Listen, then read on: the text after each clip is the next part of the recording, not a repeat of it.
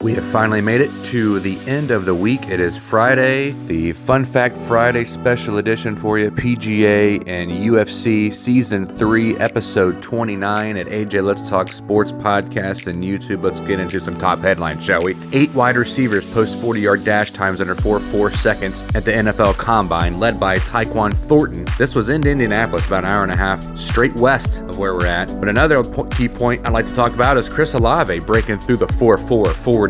Beast mode. Garrett Wilson was at a 4.3. Ohio State was dominating at the Combine for the wide receivers. I'll just tell you that much. So, Tyquan Thornton leading the way as wide receivers, beasting it out at the Combine. Next, Los Angeles Lakers, Russell Westbrook says role changes nightly, but I'm not a quitter. Coming out of LA. We're crushed by the rival Clippers on Thursday night. Westbrook said he is still trying to figure out his role with the team, which he said has changed every single night, he says, end quote. The Clippers embarrassed their hallway neighbors 132-111 to sweep the season series 4-0. Reggie Jackson enjoyed his finest game as a Clipper with 36 points. Next, Jon Rahm's putt from 10 inches at Arnold Palmer Invitational, shortest miss on PGA Tour this season. He was right next to the hole, 10 inches away, and he missed it. Doesn't miss much on the PGA Tour, especially not from 10 inches, but it happened Thursday during the opening round of the Arnold Palmer Invitational. The world number 1 went to clean up a 10-inch putt, par 3, 7th hole, and missed it. Doink! Whoops! Sorry about that one, Johnny. Top headlines. Friday. Get it. Listen to my daddy on AJ Let's Talk Sports Podcast and YouTube, and subscribe. I've been lower than the floor. That negativity you force on top of me. Only I can set me free. I wanna be the best that I can be. You better go. What is up? What's going on? How you doing? We're gonna rock and roll on the Friday show. Oh, hey. Let's go, shorty. Go, shorty. It's your birthday. Okay, sorry. Here we go. We're going to get into some PGA topics of conversation and some PGA and UFC picks. And check this out. Sergio Garcia makes a birdie, this is according to PGA Tour, on the number 10th hole on round 2 in the Arnold Palmer Invitational. So everybody's all excited. Sergio Garcia, who knows what's going to happen now? Who knows? Because anything is up in the air at the Arnold Palmer and Bay Hill Golf Club. So that's just a little live look. 40 minutes ago, had a nice little birdie on number 10, round 2. Get some. This is a good one that's going to be on NBC and on the Golf Channel. A lot of highlights coming March 3rd to March 6th. This is the second round. I'm going to finish it off on Sunday. Going to tee it up, tee it high, let it fly here in the next couple of weeks here at Castle Hills in Vandalia, Ohio. So Billy Horschel's actually leading the whole tournament at 8 under total. Rory Mcelroy, more to come with him, is at 7 under. Hostler's at 6. JJ Span is at 5. Buckley is at 5 under as well. So that's just a little top of the leaderboard. Patrick Reed account makes extraordinary claim about Rory Mcelroy, but we're not going to talk about that. Rory Mcelroy races in an early 2-shot lead, and that was yesterday. So kind of anxious to see who wins this. Buy some PGA Tour polos too here at PGAtour.com if you want to do that. No, I don't get paid for any of that stuff. So there's that. We're going to take a look at the picks that I have. Rory Mcelroy is. I'm going to pick him. I don't think he hasn't won in a while. He is a 4-time major champion. Won the U.S. Open, won the PGA Championship, won the Open again, and the PGA Championship. Along with Jack Nicklaus and Tiger Woods, he is one of the 3 players to win 4 majors by the age of 25. But he hasn't really done much since. Only 32 years old, from Northern Ireland. He's only 5'9". He lives in Jupiter, Florida. Erica Stoll is who he's married to. 20 PGA Tour wins. 14 European Tour wins. 4th most majors in the Master Tournament majors. No, he got 4th in 2015. He hasn't won the Masters. But he won the PGA Championship, U.S. Open, and the Open Championship. Let's see. Has a successful amateur career, topping the World Amateur Golf Rankings for 1 week as a 17-year-old in 2007. McElroy has represented Europe, Great Britain, and Ireland as both as an amateur and a professional. At the Ryder Cup, he played for Europe against the United States in 2010, 2012, 2014, 2016, 2018, and 2021, with Europe winning 4 of those. McElroy was raised Roman Catholic, self-identified as Irish, North Irish, and British. He carries a British passport, although he usually is reluctant to discuss his nationality. Let's see. At 2016 Olympic Summer Games, where golf became an Olympic event for the first time since 1904, 2012, he had expressed an interest in representing the Great Britain and opposed to Ireland. Back in 2013, he was considered the options of playing in Britain and Ireland. McElroy lived near the village of Monterey and County Down, about 20 minutes from Belfast. McElroy is an ambassador for UNICEF Ireland, made his first visit to Haiti back in June 2011. McElroy is a Manchester United fan. Soccer, football. McElroy plays a sport in his spare time. He injured ankle ligaments in 2015 while playing football with friends, which forced him to miss 2015 Open. Fan of rugby. Appointed member of the Order of the British Empire, MBE, in 2012. According to the 2017 Forbes list of world's highest paid athletes, McElroy was joined 6th, making $50 million. February 2018, appeared on an episode of Amazon Prime, The Grand Tour, racing against Paris Hilton in the Celebrity Face-Off. McElroy dated Danish tennis professional Carolina Wozniacki from 2011 to 2014. They became engaged in 2013, into their relationship and engagement in 2014. It only took a year. McElroy started dating a former PGA of America employee, Erica Stoll, in 2015. In December 2015, they became engaged. Then they got married in 2017, and they had a daughter, Poppy, in September of 2020. So congratulations she's a 1-year-old. And there is a little look at Rory McIlroy. That's my PGA Arnold Palmer Invitational pick. He's doing really well. So we're going to get into some UFC. And we have, let's see here. We have Masvall has a new contract, becomes the top 3 highest earner in the UFC.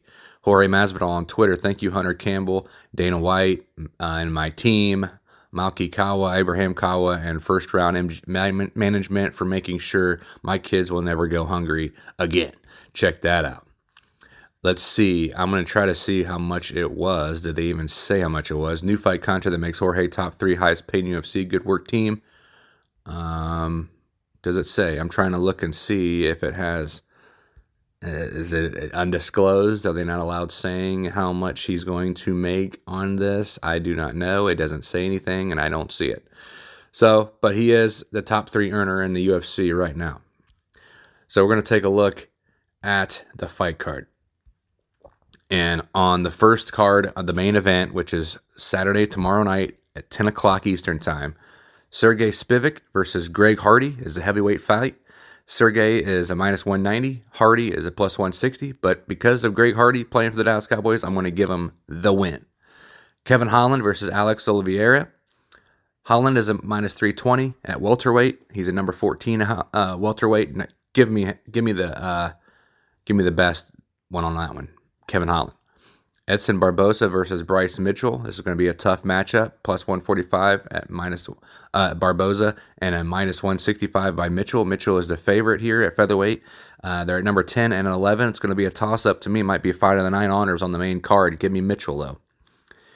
Let's see. Rafael Dos Anjos versus Renata Moicano. And number 6, Rafael Dos Anjos at minus 165. Moicano is at plus 145. Give me Dos Anjos, and more to come on Dos Anjos right now. Here we go.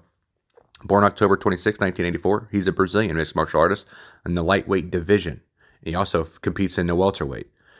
Like I said, he's number 6 overall. 5'8", 155, 70-inch reach. He's a southpaw. That's why I like him. Fighting out of Huntington Beach, California. The Huntington Beach bad boy. No, let's play. He's a 4th degree black belt in Brazilian Jiu-Jitsu. Black Prajid and Muay Thai under Rafael Cordero. He's been fighting since 2004. He's got 43 total mixed martial art fights, 30 wins, 13 losses. Went gold in Jiu-Jitsu championship back in 03. Got bronze in 06, 05, and 04 in the Brazilian national championship. personal life, he received a broken jaw by Clay Guida back in the day and received a titanium-fused jaw that he claims has broken some hands of later opponents. Dr. Johnny Benjamin has disagreed with Dos Anjos, pointing out that the titanium plate in his jaw is measured in millimeters. Dos Anjos is a Christian, has 3 kids with his wife, Chris. On December 20, 2019, Dos Anjos revealed on social media that he and his family have become naturalized U.S. citizens. Congratulations to Dos Anjos. That just happened a couple years ago. Congratulations. And there is the reason why, not just because he's a lefty and he is a Christian, and now he is a citizen of the United States. And there you go. Dos Anjos gets the dub. Now we're going to the main event. That was the co-main. Now it's a catchweight bout, by the way. Now we're going to look at Colby Covington versus Jorge Masvall. Bad blood against these guys. Number 1, Colby Covington, and number 6, Jorge Masvall coming in this fight. Masvall is coming off a big-time win, as we saw a couple years back, was at 2019 when he knocked out Ben Askren. Covington's just a grinder, ground and pounder, going to take you into deep waters and try to break you, try to break your soul. Jorge Masvidal's from the streets. He's going to knock your head off. He's a big brawler, striker, street fighter, whatever you want to say. He's from Miami, Florida. I love Jorge Masvidal, and I also like Colby Covington. I don't know why that they're such bad blood now against these guys. They used to be former, everybody knows this now, if you're in the UFC, they used to be former teammates, and they were best buds, and now they are not for some reason. I don't know. I think it's just, I think Dana White has something to do with this, but I'm not sure. I don't want to go into like big conspiracy theories. But November 12th, 1984, Jorge Masvidal is my age. Coming out of Miami, Florida, like I said. He was a welterweight, UFC, Strikeforce, Bellator, Shark Fights, World Victory Road, BMF championship. Don't know why this is not going to be the BMF title fight. I don't know. He's 5'11", 170, 74-inch reach. American Top Team is where he fights out of. That's where they were friends at. And then Colby Covington left. He has 50 mixed martial art fights, 35 and 15. His family is a Cuban, and his father's Cuban and his mother is Peruvian. Let's see. According to Masvall, his father left Cuba in a self-made raft when he was young, ended up in the Virgin Islands. Masvall's father was later in prison for more than 20 years for manslaughter and drug trafficking. Masvall was often involved in street fights from the young age. There are videos on YouTube defeating Kimbo Slice's protege, Ray. Masvall competed in wrestling, St. Bernard High School, failed to stay eligible because of his grades. He then became fighting karate and mixed martial arts. Masvall had 3 kids. Iman Kawa is a Jordanian-American entrepreneur and procurement specialist who is a sister of MMA agent Malkai Kawa. Masvall and Kawa were in a relationship for approximately 10 years before separating in 2019, so they are no longer together. But check out some of the business adventures. Masvall launched a mezcal brand, El Recuerdo de Oaxaca Joven, through a partnership with Recuerdo Mezcal. I don't know how to pronounce. Hopefully I'm saying that right. In April 2022, Masvidal announced he was launching a bare-knuckle MMA promotion, Game Bred Fighting Championship. The promotion held its inaugural pay-per-view event June 18th, 2021 in Biloxi, Mississippi. Cool, I know all about... I used to live in Meridian, Mississippi, so that's kind of close. Anyway, so there's your background. There's some personal life of Jorge Masvidal, and I like him just because he's from the streets. He's came off rough. He knows poor, and he knows money, so that keeps him well grounded. Hopefully, he goes back to his roots, which I'm sure he is. He's got a lot of heart. And he's gonna make it. If he can defend the takedowns of Colby Covington, I believe that he's gonna win this fight easily. Actually, I think he has a better stand-up game, obviously, than Colby Covington. But it's gonna be a banger, man. Jorge's gonna have to stay within himself, not get crazy, not go wild, but also watch out for them takedowns. He'll probably go a little slow in the first couple rounds, I think, just to try to keep his cardio up against Colby Covington. Covington's going to be coming after him like a bat out of hell, I'm sure. But there's your PGA UFC Pick'em show. Hope you enjoyed it. Now we're going to take a look at the Fun Fact Friday. Here we go. You ready for this? Last week we did UFC. This week we're doing the name Friday. The English name Friday comes from the Old English Fragredig, meaning day of Frag.